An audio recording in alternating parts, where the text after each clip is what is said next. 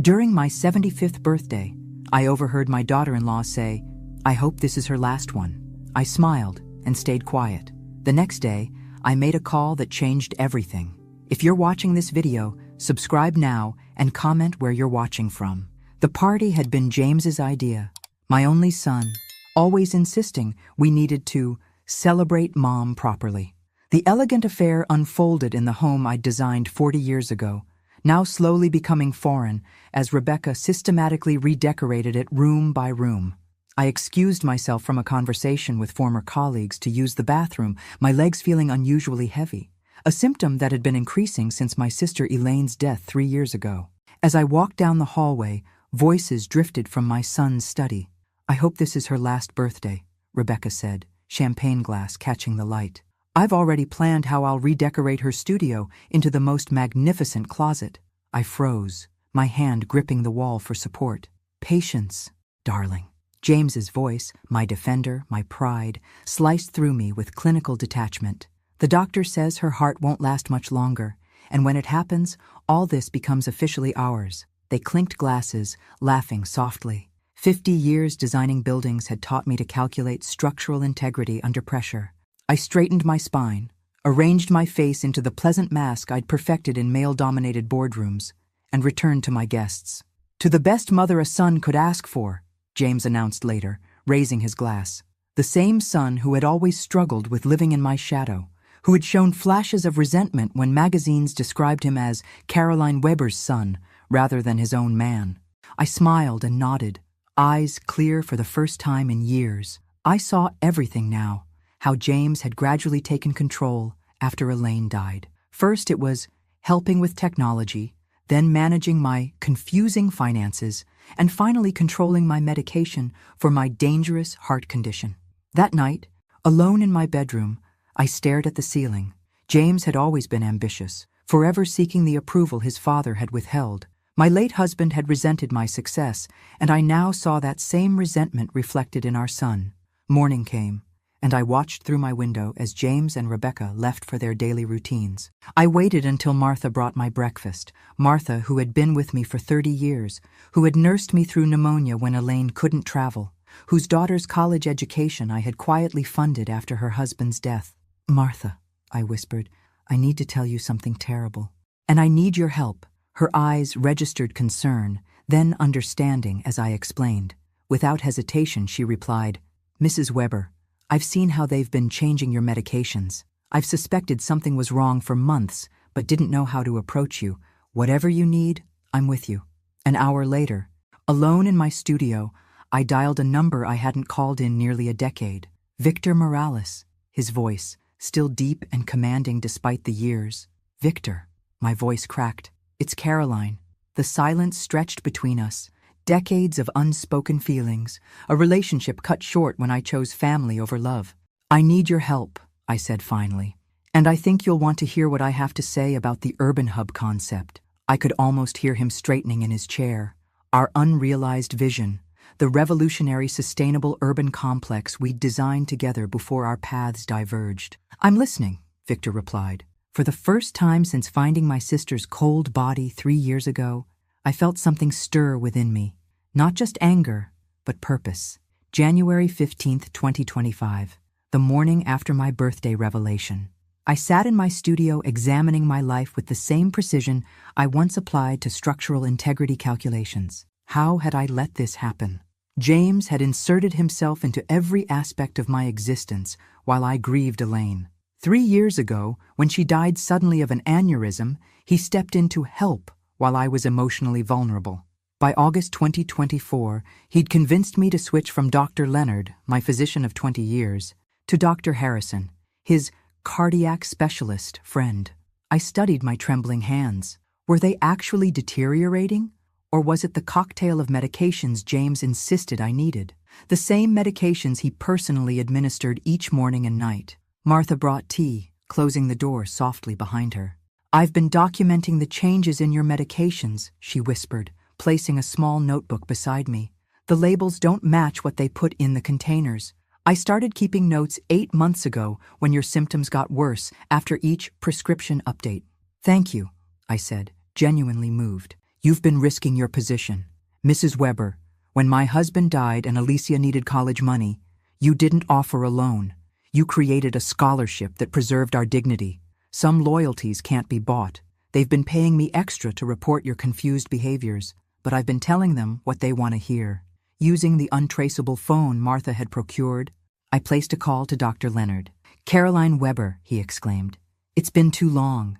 James told us you preferred consolidating your care with his specialist. Edward, I need your help discreetly. I believe I'm being poisoned." We arranged to meet at his colleague's private practice in Evanston. That afternoon, while James believed I was napping, Martha drove me to the appointment. Dr. Leonard performed a thorough examination. "Your heart is strong as ever, Caroline. The tremors, confusion, and weakness you're experiencing are consistent with anticholinergic toxicity and possibly benzodiazepine overdose, not heart disease." I nodded, the final confirmation of what I already knew. "I'll need to report this," he said gravely. "Not yet," I pleaded. "If they're confronted before I have protection in place, they'll accelerate their plan or claim I'm having delusions. I need time." He reluctantly agreed to give me 3 weeks to secure legal protection. "How will you avoid taking the pills?" Martha asked on the drive back. "He watches you swallow them." "My husband was an actor," I replied. "He taught me a few tricks during our marriage. I can create a pocket under my tongue, but I'll need to maintain the symptoms to avoid suspicion." Back home, I resumed my role, the increasingly fragile mother. That evening, James brought my medication with practiced concern, standing over me as I placed the pills in my mouth, took a sip of water, and swallowed, while secretly preserving the tablets in the pocket I'd created under my tongue. "You seem better this evening," he remarked, studying my face. I allowed my hand to tremble as I reached for the water glass, spilling a few drops. "Just a momentary clarity, I suppose. They come and go." He nodded, satisfied, and left me to my rest. As night fell, I extracted the tablets from my mouth and examined them under the desk lamp. Tomorrow, I would begin building the evidence that would prove my son was trying to murder me. February 15th, 2025. 1 month after my birthday revelation, I'd established a careful routine of pretending to take my medications while collecting them as evidence.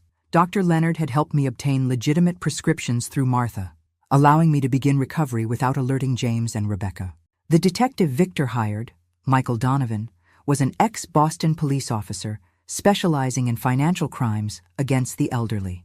We met during my scheduled physical therapy sessions. Martha would drive me to the medical building. Then we'd slip out a service entrance where Michael would pick us up in an unmarked car. "They've been methodical," Michael explained during our third meeting, showing me financial statements. "James has been transferring funds to offshore accounts, small amounts at first, growing larger as your condition worsened." "How much?" I asked. "Just over 2 million so far." I nodded, feeling strangely detached. "And the doctor?"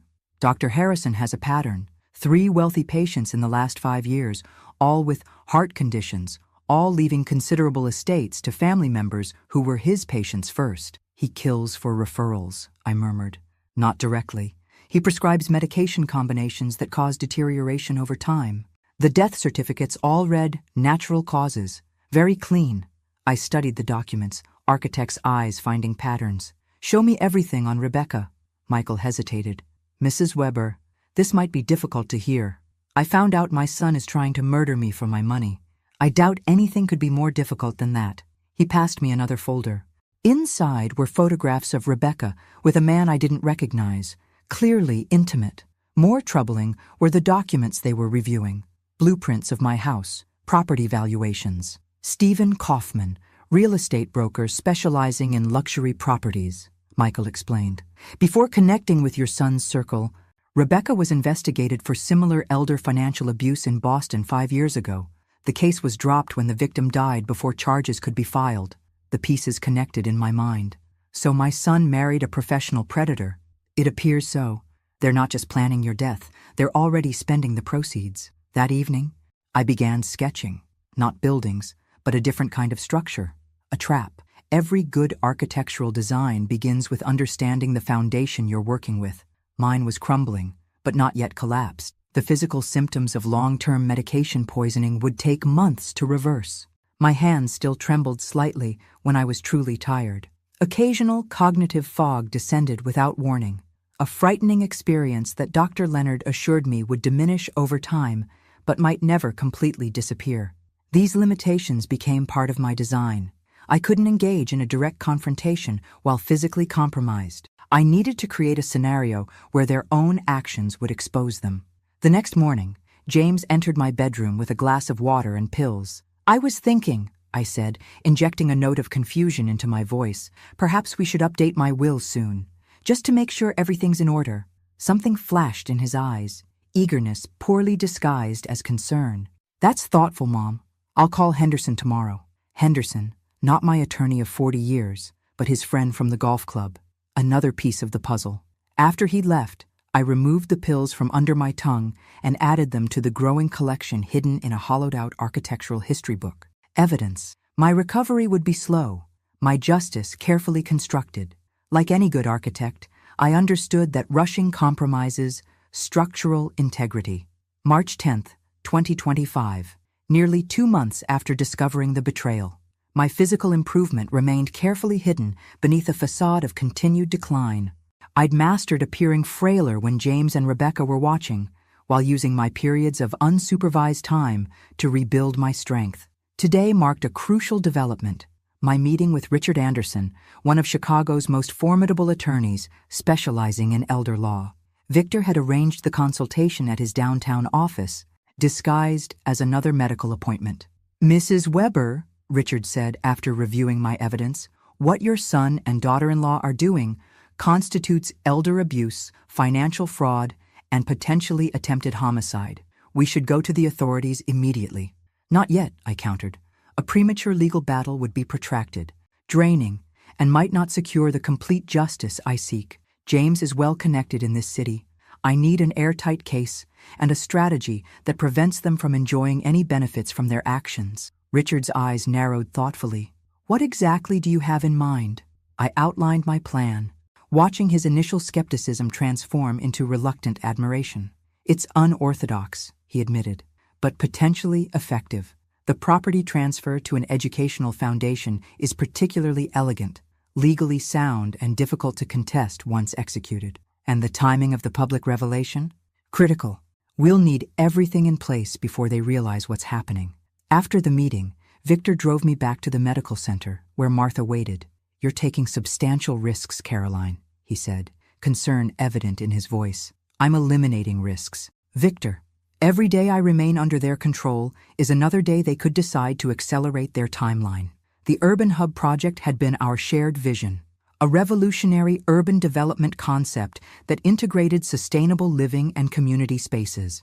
We'd designed it together before our personal and professional paths diverged decades ago. The Carrington Group, a progressive development corporation, had approached me directly 3 months before my birthday, unaware of my supposed decline since I'd managed to keep my condition private outside family circles. "They don't know about your situation?" Victor asked. "My situation is largely fabricated by James and his doctor," I corrected. "Professionally, I've maintained limited contact but solid standing. At home, I maintained my performance, allowing James to help me review financial documents I wasn't permitted to read carefully. Each interaction became evidence, carefully documented through the surveillance system Michael had installed during a weekend when James and Rebecca attended a charity gala in Milwaukee. The system was ingeniously hidden, micro cameras concealed in light fixtures I had designed decades ago, audio capture devices integrated into the home's existing intercom system. As the original architect, I knew every cavity, every conduit, every potential surveillance point invisible to those who hadn't designed the space. That evening, I heard James on the phone with Dr. Harrison through the surveillance system. "She's asking about updating her will," James said, voice tense. "Is it time to adjust her medication again?" "Carefully," Harrison replied. "The combination we're using is already approaching maximum effectiveness without obvious toxicity markers. We don't want to trigger suspicions with a sudden decline or hospitalization.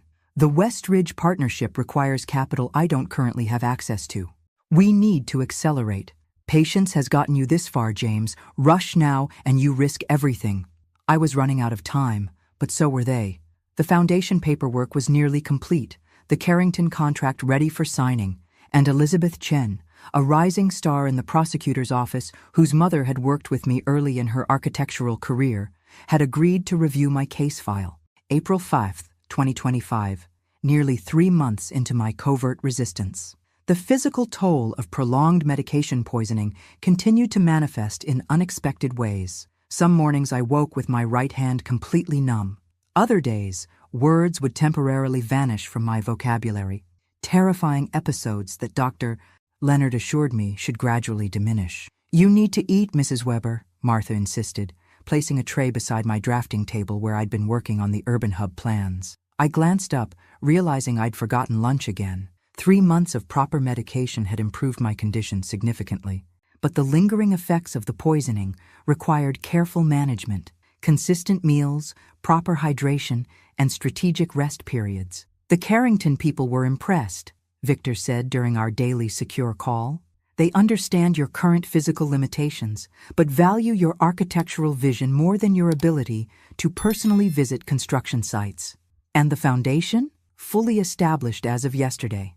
The Weber Foundation for Young Architects now legally owns your property. James can't touch it, though he won't discover this until the documents are publicly filed, which we can delay until our confrontation." I allowed myself a moment of satisfaction. "The guest list for the dinner? Confirmed. 24 attendees, including the Carrington executives, Elizabeth Chen, and several influential architecture critics. And James's promotion announcement? His office confirmed he's planning to announce becoming partner at Westridge Development, a position requiring the substantial investment he's been siphoning from your accounts." That evening, Rebecca knocked on my studio door, a rare occurrence. "Caroline, I've been thinking about the anniversary of your first major commission next month," she said with practiced warmth. "What if we host a special dinner at the Palmer Club? James just got a membership, and it would be so lovely to celebrate you there." I blinked in feigned confusion, while inwardly rejoicing at their predictability. They were creating the perfect stage for their own exposure. "That would be wonderful, dear," I replied, voice quavering appropriately. "How thoughtful of you to remember." After she left, I texted Martha.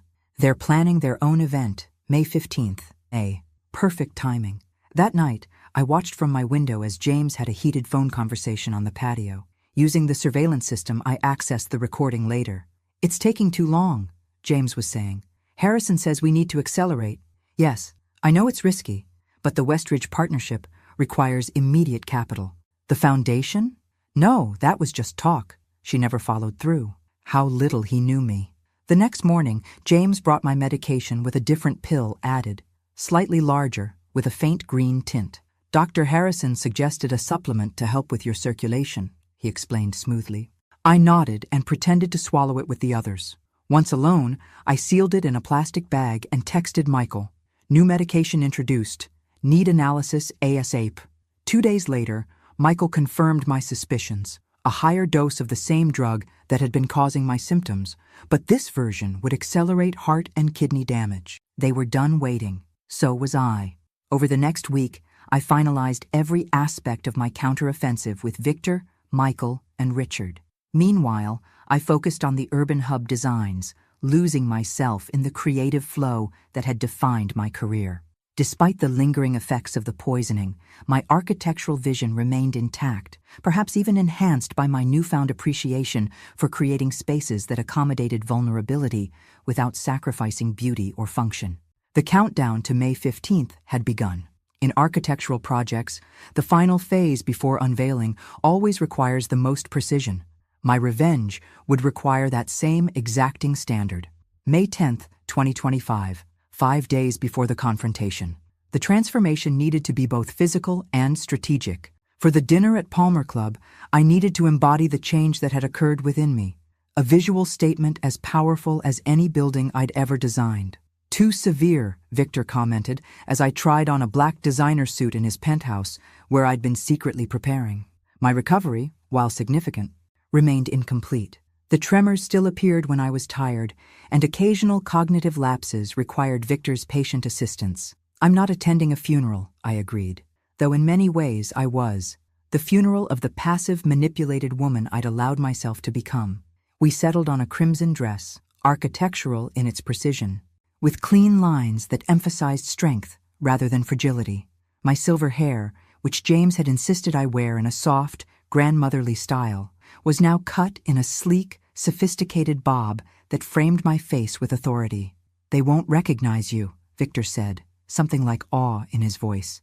That's precisely the point. I practiced walking in the moderate heels I'd selected, a challenge after months of deliberate physical regression, but necessary for the dramatic effect we sought. 3 hours before the dinner, I met with Elizabeth Chen in her office, finalizing details. "The officers will be in plain clothes, positioned at the exits," she explained. "We're not executing arrests tonight. This is information gathering officially, but their presence should prevent any scene. And the documentation?" She patted a leather portfolio. "All here. Financial records, medical evidence, surveillance transcripts. Enough to start proceedings, though building a complete case will take time. The wheels of justice move slowly, Mrs. Weber, especially with well-connected perpetrators." I nodded, understanding. "I don't expect instant results, Ms. Chen. I've designed enough buildings to know that solid foundations matter more than quick construction." Martha helped me prepare at Victor's penthouse, carefully concealing the medical alert device Dr. Leonard had insisted I wear, a necessary precaution given the lasting cardiac effects of the medication I'd been given. "They won't know what hit them," she whispered, fastening my mother's pearls around my neck, the ones Rebecca had already claimed as promised to her. As we pulled up to the Palmer Club in Victor's car, I saw James and Rebecca greeting guests at the entrance. My son was resplendent in a new suit, Rebecca glittering with jewelry, some pieces I recognized from my own collection, apparently already migrated to her possession. "Ready?" Victor asked, offering his arm. I felt a momentary wave of lightheadedness, one of the lingering effects of the poisoning that still plagued me unpredictably. I took a deep breath, centering myself. I've been designing this moment for nearly 4 months. We timed our entrance perfectly, after all guests had arrived, just as James was becoming visibly concerned about my absence. The maitre d' announced us, Mr. Victor Morales and Mrs. Carolyn Weber. The room turned. I watched recognition dawn slowly on faces, followed by confusion, then amazement. I walked with as much grace as my recovering body could manage, head high, steps measured and confident, every inch the renowned architect who had once commanded the attention of international design conferences. "Mother?" James looked as though he'd seen a ghost. In a way, he had, the ghost of the woman he'd tried to erase. "James, Rebecca," I nodded coolly. "Thank you for arranging this lovely event." Rebecca's eyes darted between Victor and me, calculations almost visible behind her perfect makeup. You're looking well." "Amazing what proper medication can do," I replied with a smile that revealed nothing and everything. Throughout the first course, I watched James struggle to reconcile the frail, confused mother he'd left at home that morning with the commanding woman now accepting compliments from his colleagues. When dessert arrived, James clinked his glass. "I have an announcement to make. May 15th, 2025, the night of reckoning." As James shared his news about becoming partner at Westridge, I caught Victor's eye. The slightest nod passed between us. "Congratulations, James," I said when he finished. "I also have an announcement." The Carrington executives and my legal team entered on cue, as if they'd been waiting in the wings, which, in fact, they had been.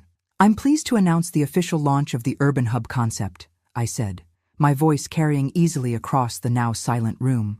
"A $120 million urban renewal project that will transform the old industrial district." Elegant portfolios appeared at each place setting, delivered by waitstaff instructed earlier.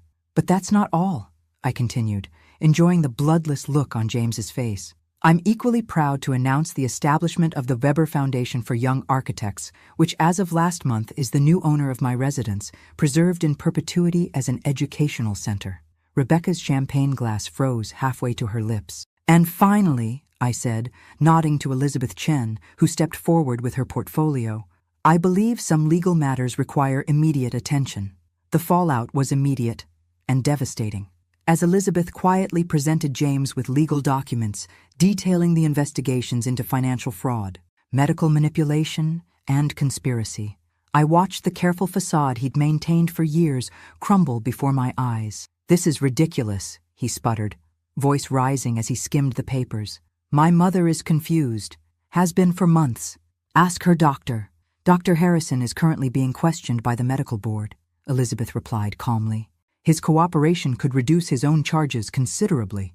Rebecca, always the pragmatist, was already distancing herself. James handled all the medical decisions, she said quickly. I was rarely involved in those conversations. The surveillance transcripts, helpfully highlighted by Elizabeth's team, contradicted this claim immediately. The dinner guests, an uncomfortable audience to this unfolding drama, began discreetly departing. The Carrington executives, however, remained firmly at my side, their presence a clear statement about where the power now resided. James, desperation replacing shock, tried one last maneuver. Mother, you're clearly unwell. Let's continue this conversation tomorrow when you've rested.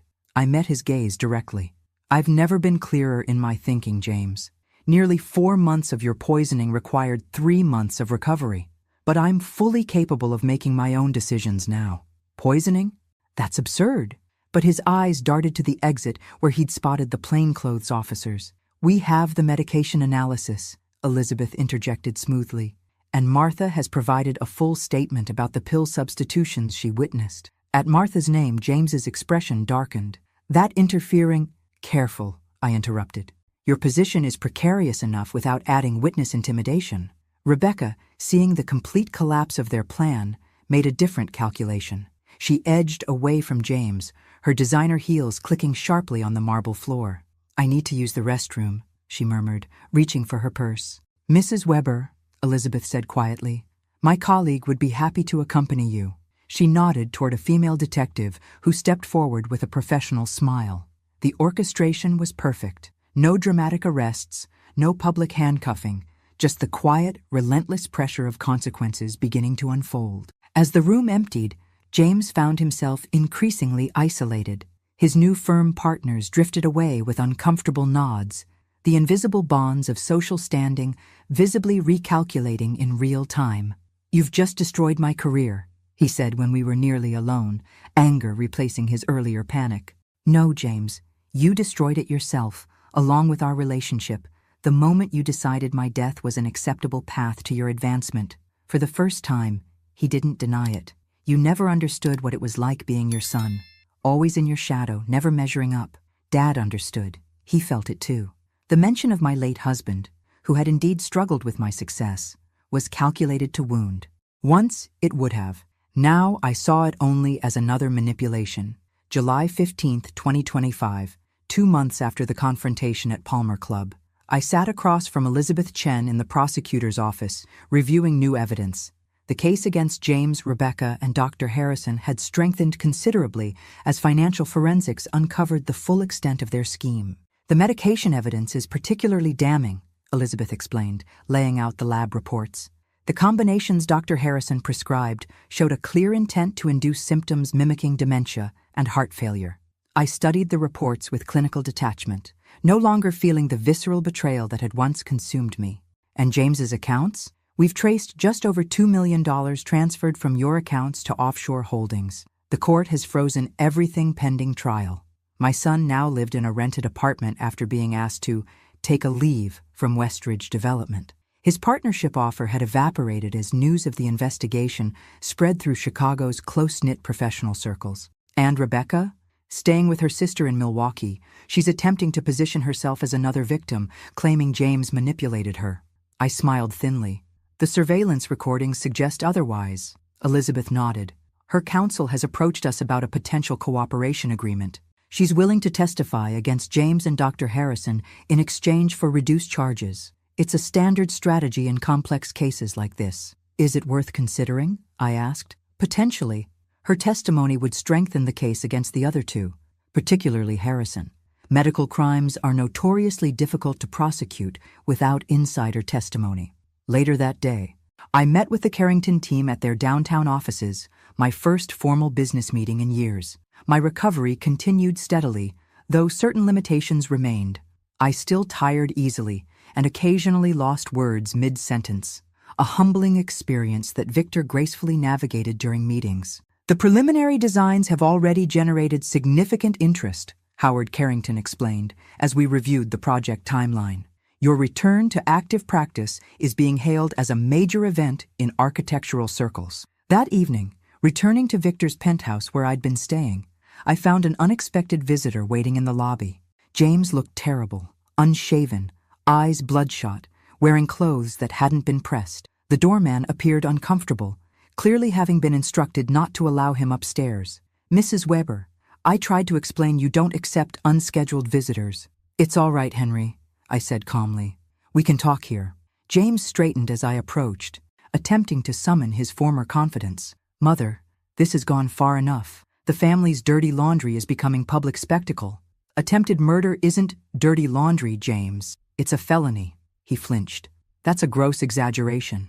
Yes, I managed your medication and finances because you were becoming confused. Perhaps Dr. Harrison's approach was aggressive." "Stop." My voice cut through his excuses like a steel beam through plaster. "I've seen the text messages between you and Harrison discussing dosages to accelerate my cognitive decline. I've heard the recordings of you and Rebecca discussing how to make my death appear natural." His face paled. "What do you want?" he asked finally. "Money? The money's gone, frozen or spent. The house? It's not even yours to give back anymore." "I want nothing from you," I replied, seeing him clearly for perhaps the first time in decades. "That's what you never understood. I gave you everything freely: love, opportunity, support. You could have had it all legitimately by simply waiting, by being the son I thought you were. Then why continue with this prosecution? For revenge, that's beneath you. Not revenge, consequences, and protection, not just for me, but for others. Harrison has had other patients, other victims. This needs to end." He attempted one final approach, voice lowering to the same gentle tone he'd used when administering my medications. "Mom, please, we're still family." I studied him, this stranger wearing my son's face, and felt a strange calm replace the hurt that had driven me for months. "No, James, we're not family anymore. We're plaintiff and defendant. That's the relationship you chose."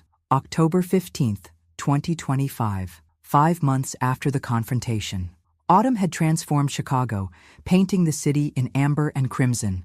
My own transformation continued in parallel, some days stronger than others, the lingering effects of the poisoning appearing unpredictably, but with decreasing frequency. "They're offering a plea deal," Elizabeth Chen explained during our weekly meeting at her office. The legal proceedings had progressed with methodical precision, though far slower than dramatic television portrayals would suggest. "What are the terms?" I asked, setting aside the urban hub blueprints I'd been reviewing. "For James, guilty plea to financial elder abuse, fraud, and attempted aggravated assault. 8 years, eligible for parole after 5. She slid the document across her desk. "For Rebecca, guilty plea to conspiracy and financial fraud. 3 years, eligible for parole after 18 months. I studied the proposal.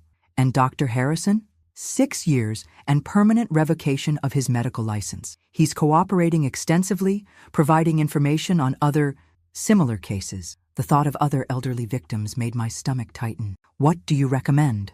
Elizabeth leaned back, her expression measured. "The evidence is strong, but trials are unpredictable and could stretch for years. This guarantees consequences without subjecting you to a lengthy, public proceeding where defense attorneys would certainly attack your mental competence." I considered her words carefully.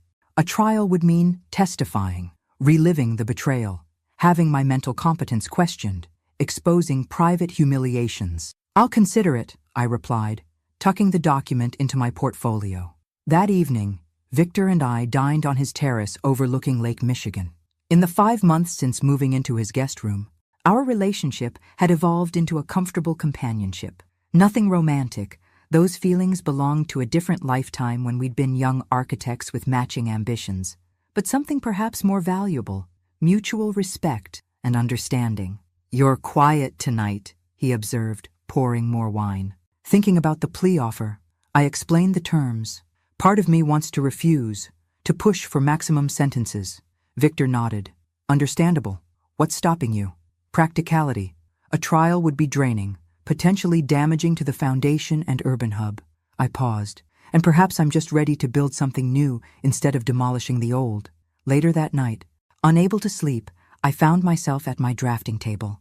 Victor had converted a corner of his library into a studio space for me, complete with the specialized lighting I preferred. I was sketching modifications to the Urban Hub Community Center when my phone rang. The number was unfamiliar. Mrs. Weber? A woman's voice, tentative. This is Rebecca. My hand tightened on the pencil. How did you get this number? That's not important. I needed to speak with you before... She hesitated. Before I accept the plea deal. I remained silent, waiting. I want you to know it wasn't my idea. The medication. Her voice had the practiced sincerity I recognized from countless social interactions. James and Dr. Harrison arranged everything. I just went along with it. The recordings suggest otherwise, Rebecca. Recordings can be misinterpreted. A pause. I'm calling because I need you to know I've found clarity through this experience. Spiritual growth. I almost laughed at the absurdity. You found Jesus in the shadow of a prison sentence. How convenient. I'm trying to make amends. Her composure cracked slightly.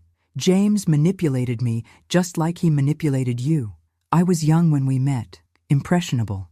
You were 34 with an MBA from Northwestern and a previous investigation for elder financial abuse in Boston. I let that sink in before continuing.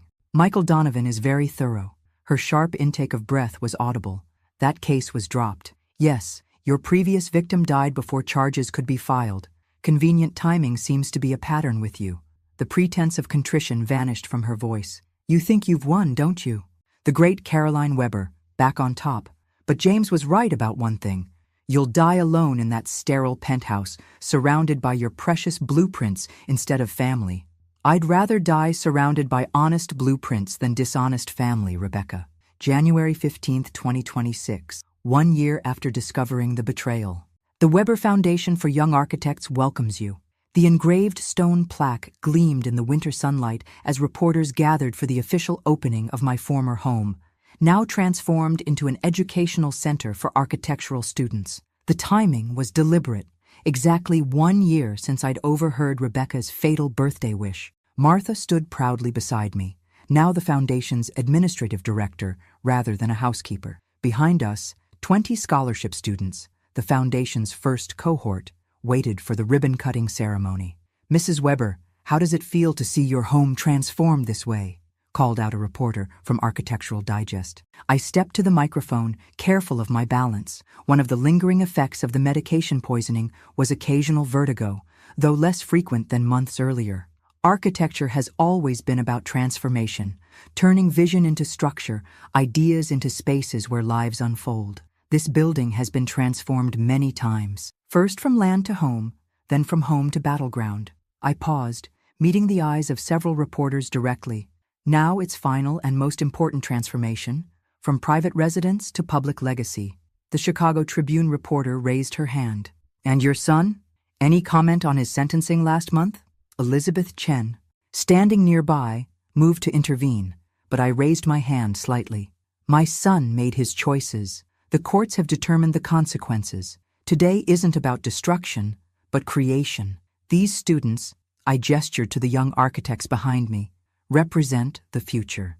They're what matters now. The legal proceedings had concluded more swiftly than anticipated, largely due to the overwhelming evidence and the defendant's eventual acceptance of plea deals. James had received 8 years, Rebecca 3, and Dr. Harrison 6, with his medical license permanently revoked. More importantly, Elizabeth's team had used Harrison's cooperation to open investigations into 3 other suspicious deaths of wealthy elderly patients.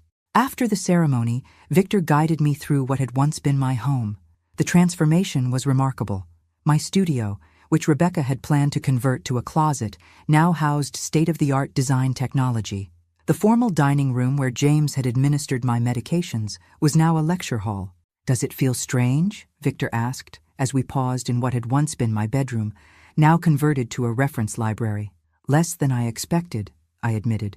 It feels right. Later that evening, the Carrington team hosted a reception at their offices to celebrate the groundbreaking for Urban Hub's first building. At 76, I found myself the center of attention in a way I hadn't been for decades, not as an elderly curiosity, but as an active, respected professional. The design innovations in the community center are remarkable, commented the sustainability director from the city planning department, particularly the integration of the wellness center with the employment resources. I smiled. Architecture isn't just about buildings, it's about designing systems that support human flourishing. As I moved through the crowd, accepting congratulations and discussing technical details, I caught sight of myself in a mirrored wall. The woman reflected there bore little resemblance to the fragile, diminished person I'd been a year earlier. My posture was straight, my gaze direct. Though my hand still occasionally trembled, a permanent reminder of what I'd endured, my handshake remained firm. Howard Carrington clinked his glass for attention. I'd like to propose a toast to Caroline Weber, whose vision for Urban Hub will transform not just our city's landscape, but its social fabric. As applause filled the room, I felt a complex emotion that took me a moment to identify: pride. Not the defensive pride I'd once taken in James's accomplishments, desperately trying to see my legacy continued through him. This was simpler, cleaner, pride in work well conceived and executed. After the reception, Elizabeth Chen approached with news about the other cases stemming from Dr. Harrison's cooperation. We're making progress. 2 families have found a measure of closure, knowing what really happened to their loved ones. And the third? Still under investigation, but promising. She smiled. Your case created a template for how to approach these situations. You've helped more people than you know. May 15, 2026. 1 year after the confrontation at Palmer Club, I stood in the visitors area of the minimum security federal prison, waiting. The room was designed to simulate normalcy: bland beige walls, uncomfortable plastic chairs, vending machines humming in the corner. But nothing could disguise its essential purpose: controlled interaction between the free and the imprisoned. Are you sure about this? Victor had asked that morning as I prepared for the visit. He'd offered to accompany me, but this was something I needed to do alone. James entered wearing a khaki uniform that hung loosely on his frame. Prison had aged him visibly, his hair grayer, his posture less commanding. The arrogance that had defined him had been replaced by a wary caution. "Mother," he said, taking the seat across from me, "this is unexpected." "Is it? I informed your attorney I would be coming." He nodded. "Yes, but I didn't think you'd actually—" He gestured vaguely. "Why are you here?" A reasonable question. Over the past year, I had systematically rebuilt my life while his had been dismantled. The Weber Foundation was flourishing. The Urban Hub project had broken ground on its second building, and my new lakeside residence, a modern glass and steel structure designed specifically around my needs, was nearly complete. "I wanted to see you," I said simply, before I moved forward completely. His eyes narrowed slightly. "Move forward? I'm leaving for a 3-month architectural tour next week. Singapore, Tokyo, Barcelona, reviewing innovative urban development projects for Urban Hub's next phase. At my age, international travel becomes a significant undertaking, especially given the lingering health issues from your intervention. And you wanted to say goodbye in case something happens to you during your trip." His voice carried a hint of the old calculation. "Planning to update your will before you go?" I had to smile at his persistence. "James, there's nothing left for you in my will. The foundation has the house. My professional assets are in a trust for architectural education, and my personal wealth, what you didn't manage to transfer offshore, is designated for scholarships and medical research. Then why come at all?" Genuine confusion crossed his face.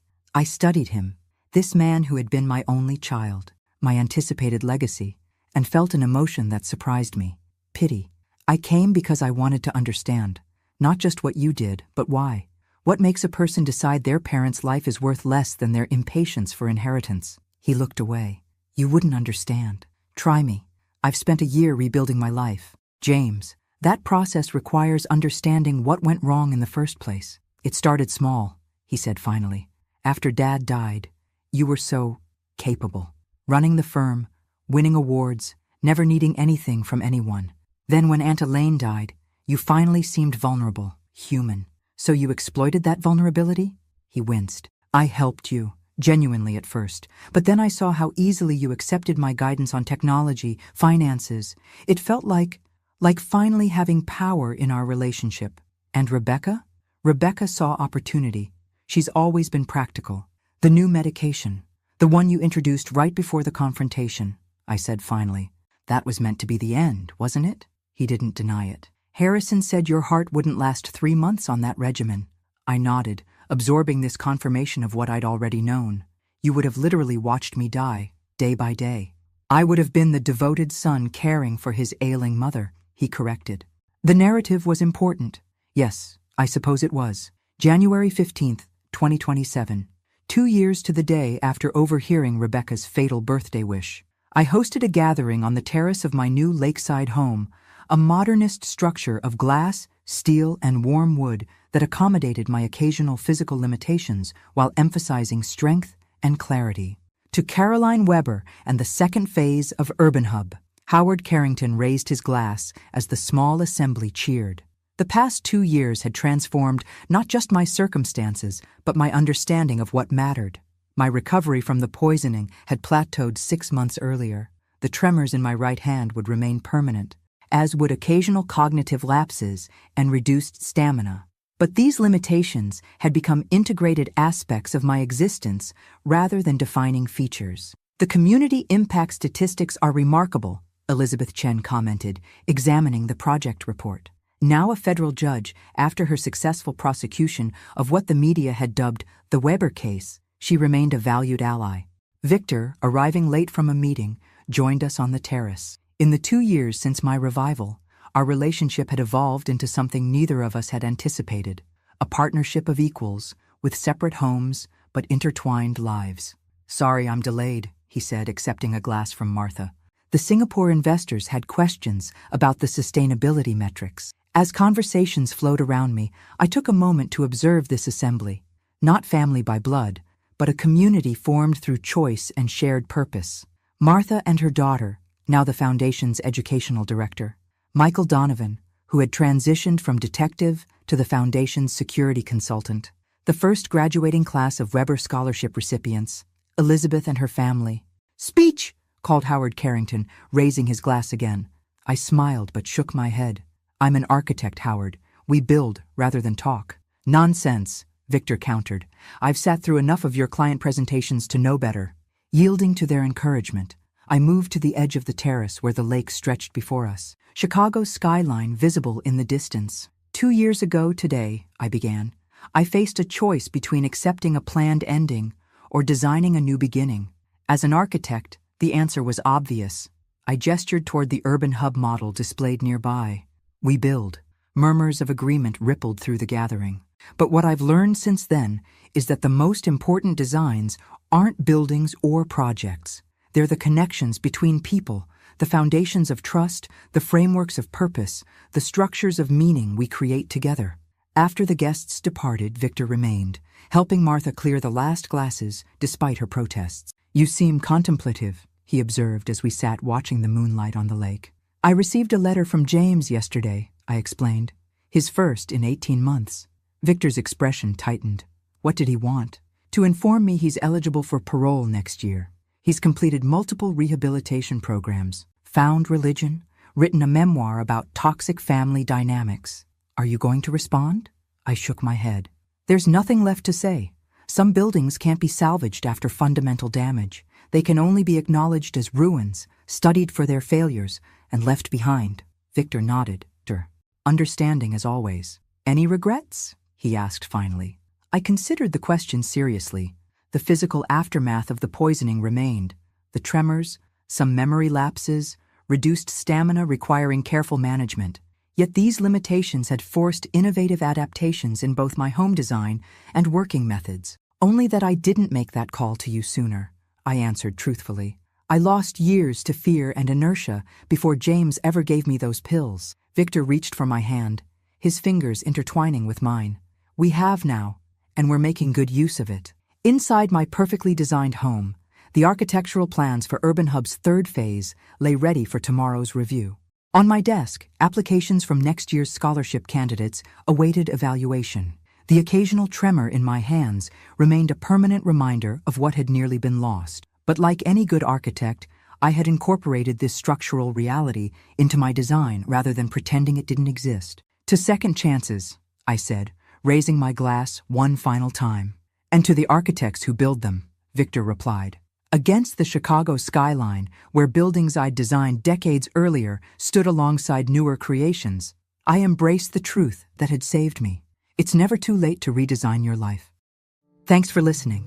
Don't forget to subscribe and feel free to share your story in the comments. Your voice matters.